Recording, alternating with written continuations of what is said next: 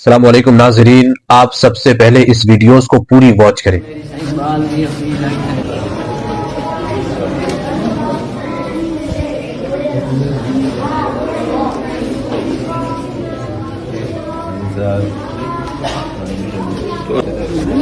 امید ہے کہ آپ نے پوری ویڈیو کو واچ کر لی ہوگی۔